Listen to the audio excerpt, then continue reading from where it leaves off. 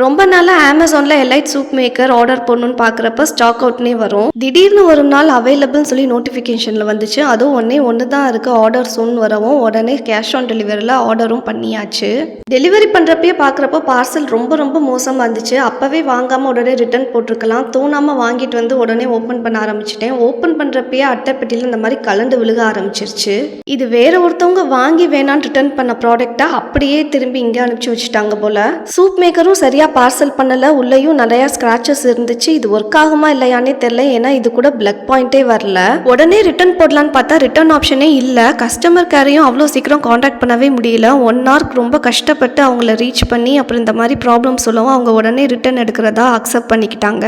ஆனால் அக்கௌண்ட்ல தான் திரும்பி ரீஃபண்ட் பண்ண முடியும்னு சொல்லி என்னோட அக்கௌண்ட் நம்பர் கேட்டுட்டு அவங்களே ரிட்டர்ன் போட்டாங்க.